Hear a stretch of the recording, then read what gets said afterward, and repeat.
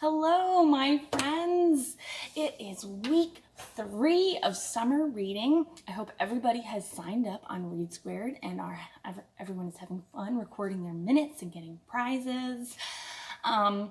So for our third Makerspace in a Box, we are going to be putting together these fabulous spring release traps. And I'm going to show you how they work real quick.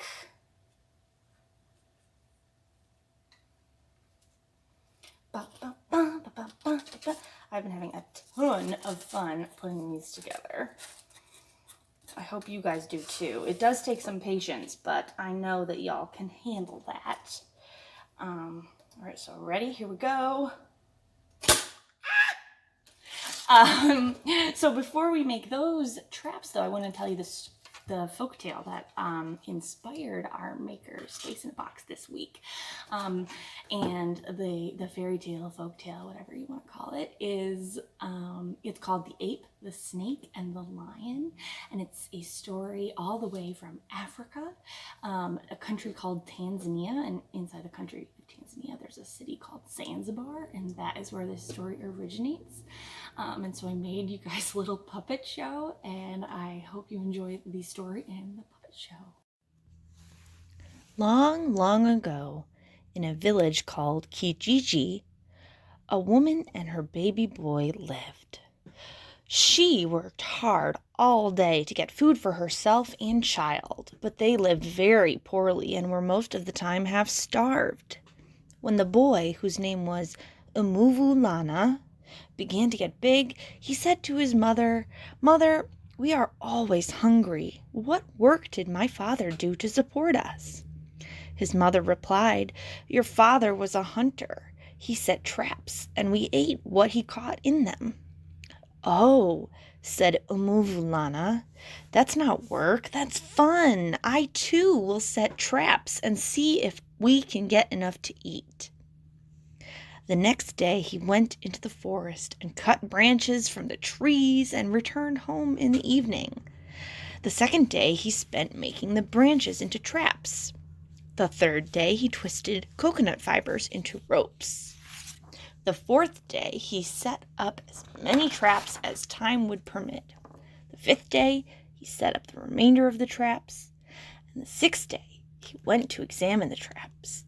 And they had caught so much game beside what they needed for themselves, they were able to take a great quantity to the big town of Unguja, where he sold it and bought corn and other things, and the house was full of food.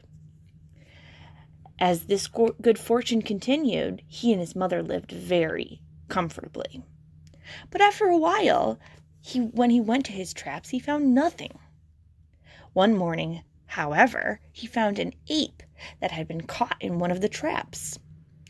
As he was about to kill it, the ape said, "Son of Adam, I am Neani, the ape.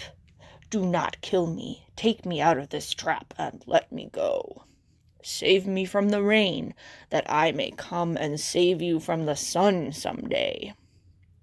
So Umuvulana took him out of the trap and let him go. When Neani had climbed up in a tree, he sat on a branch and said to the youth, "For your kindness, I will give you a piece of advice. Believe me, men are all bad. Never do a good deed for a man. If you do, he will do you harm at the first opportunity." The second day, Umuvulana found a snake in the same trap. He started to the village to give the alarm, but the snake shouted, "Come back, son of Adam. Don't call the people from the village to come kill me. I am Nyoka, the snake. Let me out of this trap, I pray you. Save me from the rain today, that I may be able to save you from the sun tomorrow, if you should be in need of help." So Umuvulana let him go, and as he went, the snake said, "I will return your kindness if I can, but do not trust any man. If you do him a kindness, he will do you an injury in return at the first opportunity. The third day, Amuvulana found a lion in the same trap that had caught the ape and the snake, and he was afraid to go near it. But the lion said, "Don't run away. I am Simba Kongway, the very old lion. Let me out of this trap, and I will not hurt you. Save me from the rain, that I may save you from the sun if you should ever need my help." So Amuvulana believed him and let him out of the trap, and Simba Kongway, before going his way, said, "Son of Adam, you have been kind to me, and I will repay you with kindness if I can. But never do a kindness to a man, or he will pay you back with unkindness." The next day, a human man was caught in the same trap, and when the youth released him, he repeatedly assured him that he would never forget the service he had done him in restoring his liberty and saving his life. Well, it seemed that he had caught all the game that could be taken in the traps, and Amuvulana and his mother were hungry again, with nothing to satisfy them, as they had been before.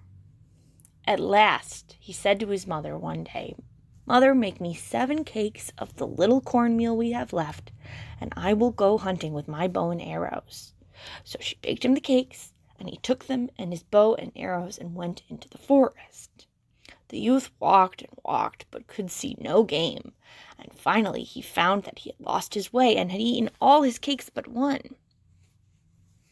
He went on and on, not knowing whether he was going away from his home or toward it, until he came to the wildest, most desolate-looking wood he had ever seen. He was so wretched and tired that he felt he must lay down and die, when suddenly he heard someone calling him, and looking up he saw Nayani, the ape, who said, "Son of Adam, where are you going?" "I don't know," replied Amuvulana sadly. "I'm lost." "Well, well," said the ape, "don't worry. Just sit down here and rest yourself until I come back, and I will repay with kindness the kindness you once showed me." Then Nayani went away to some gardens and stole a whole lot of ripe pawpaws and bananas and brought them to Amuvulana and said, "Here's plenty of food for you. Is there anything else you want? Would you like a drink?" And before the youth could answer, he ran off with a calabash and brought it back full of water. So the youth ate heartily and drank all the water he needed, and then they said to each other, "Goodbye, till we meet again," and went their separate ways. When Amuvulana had walked a great deal further without finding which way he should go, he met Simba Kongway, who asked, "Where are you going, son of Adam?" And the youth answered, as dolefully as before, "I don't know. I'm lost." "Come, cheer up," said the very old lion, "and rest yourself here a little. I want to repay with kindness today the kindness you showed me on a former day." So Amuvulana sat down. Simba Kongway went away, but soon returned with some game he had caught, and then he brought some fire, and the young man cooked the game and ate it. When he had finished, he felt a great deal better, and they bade each other goodbye for the present, and each went his way. When he came to the road leading to the principal city, he saw a well with a bucket standing near it, and he said to himself, "That is just what I want. I'll take a drink of nice well water. Let me see if the water can be reached." As he peeped over the edge of the well to see if the water was high enough, what should he behold but a great big snake, which, directly upon seeing him, said, "Son of Adam, wait a moment. It's me, Nayoka, whom you released from the trap. You know, I said, 'Save me from the rain, and I will save you from the sun.' Now you are a stranger in the town to which you're going. Therefore, hand me your little bag, and I will place in it the things that will be of use to you when you arrive there." So Amuvulana gave Naoka the little bag, and he filled it with chains of gold and silver and told him to use them freely for his own benefit. Then they parted very cordially. When the youth reached the city, the first person he met was the same man who he had released from the trap.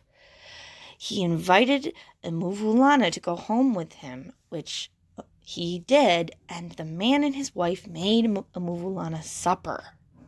As soon as he could get away unobserved, the man went to the Sultan and said, "There's a stranger come to my house with a bag full of chains of silver and gold, which he says he got from a snake that lives in a well.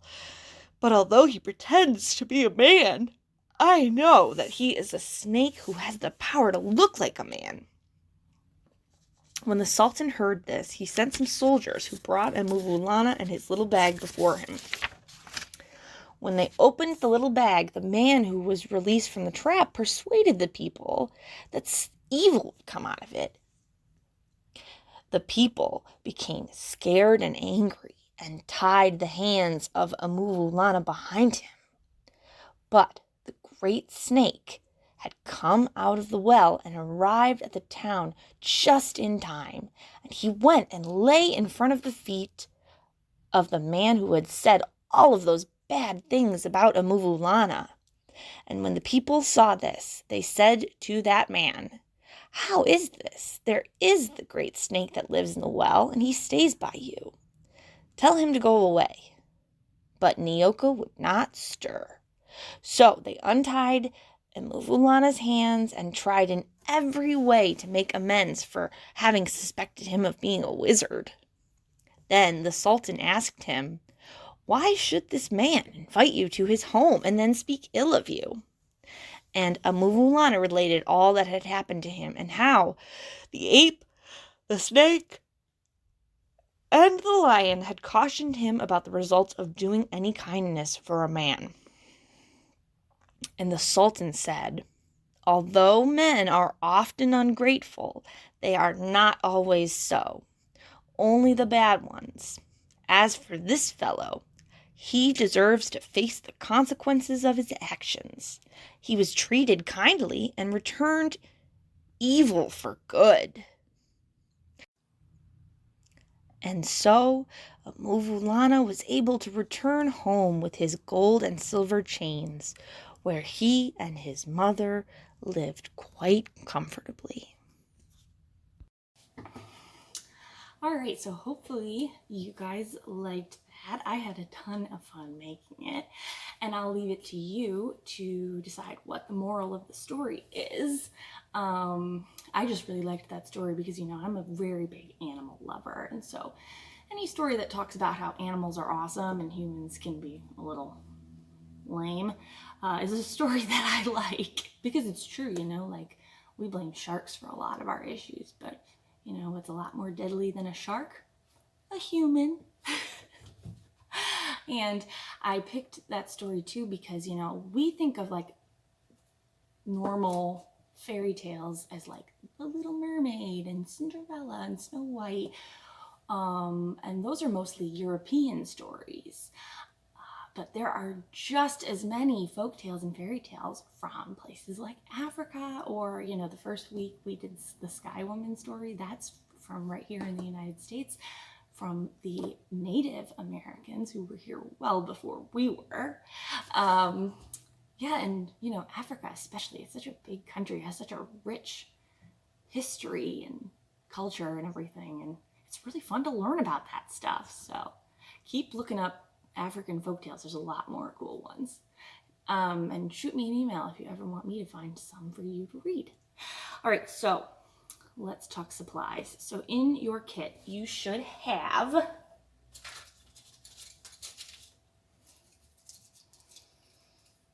8 popsicle sticks,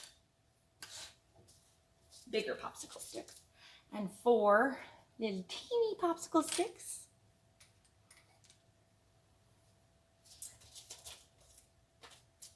1 wooden skewer on its own, and 1 wooden skewer with corks stuck through it. This is a long story, but basically I was gonna make you guys stick the corks on, but it's really hard. So I did it for you. Hope that makes your life a little easier.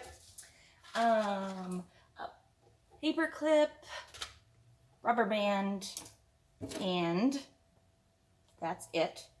What you will have to provide is, oh yes, scissors. You'll have to provide scissors as always.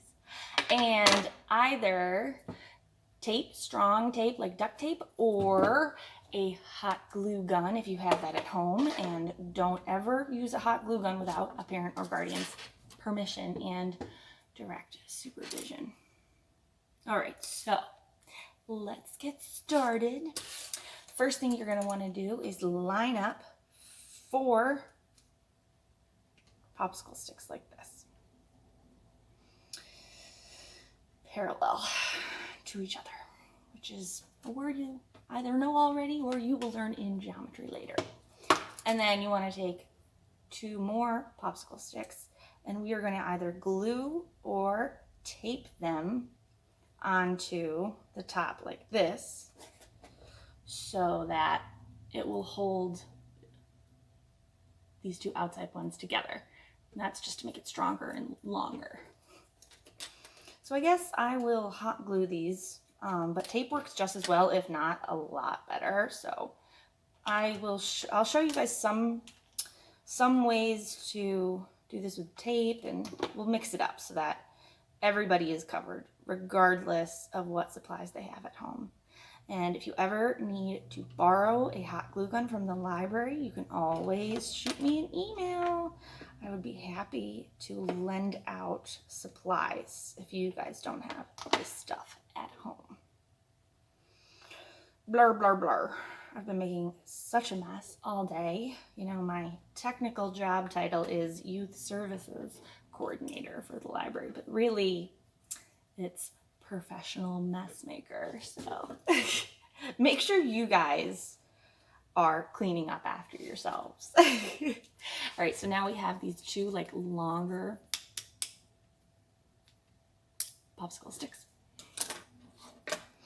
And now we need to either glue or tape our little guys on like so. And so it looks kind of like a ladder, and that's just going to hold everything together. Okay, so either tape or glue. I will glue, I guess, again, because it's a little faster.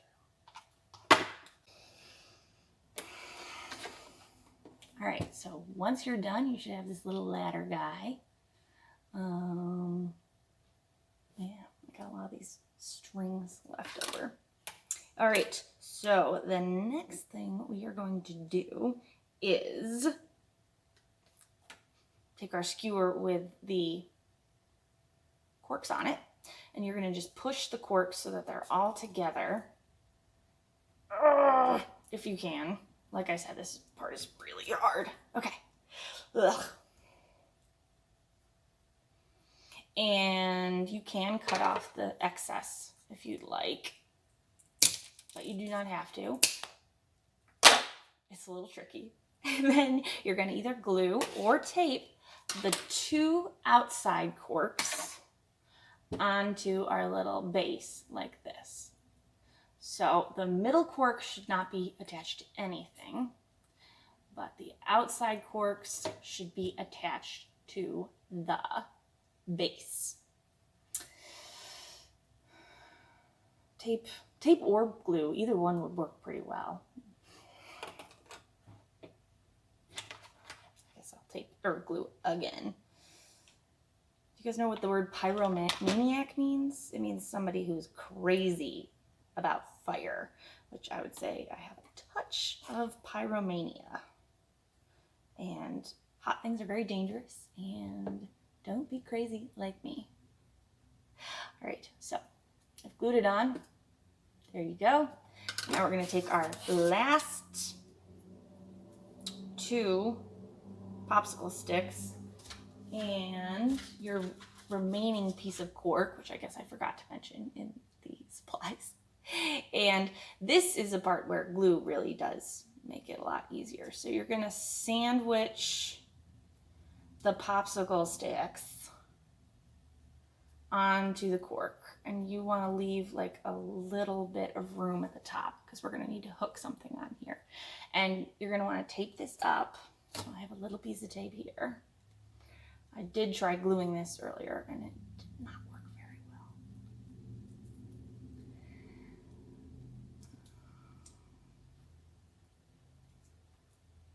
All right, groovy.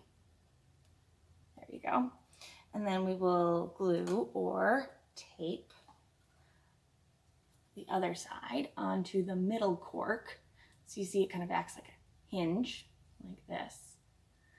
And I'm going to try to glue this one because taping it will be a pain in the patootie, but I do think, once again, that tape might be better for this step.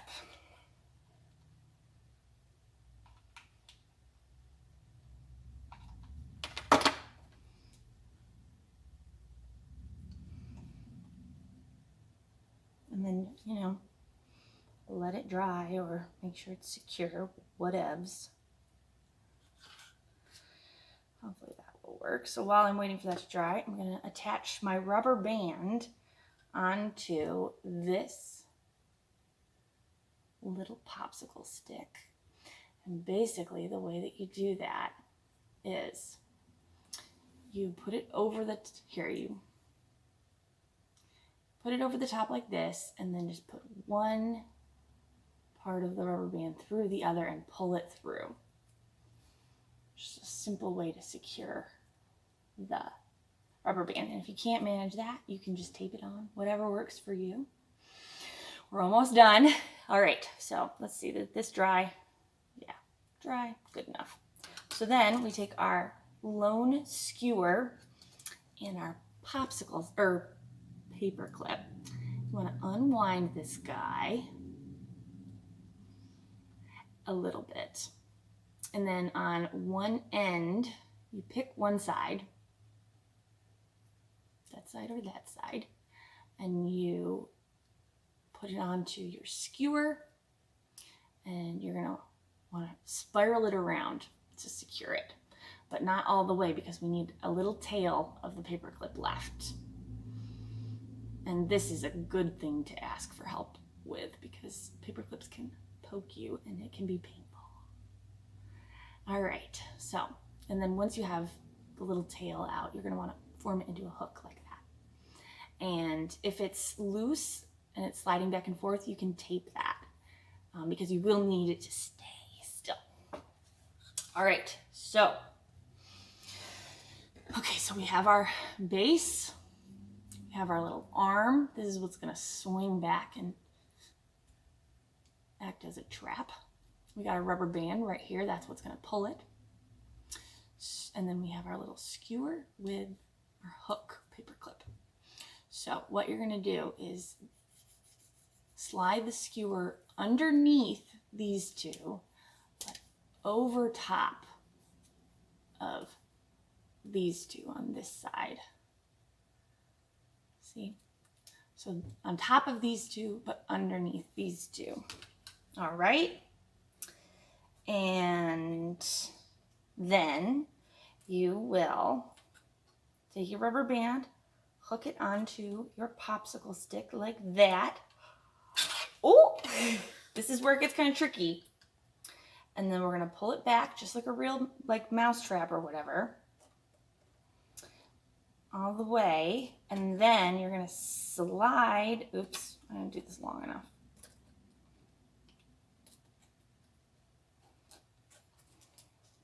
All right, that's fine. I just have to move down my skewer to the next compartment. That is okay. Actually, that might be better. So you're going to slide down the arm to the paper clip and then stick the little paper clip hook into the back of the cork because that is what's wonderful about corks is you can stab things into them and they're fine. Or you can just hook it on to the end of the popsicle stick, whatever works.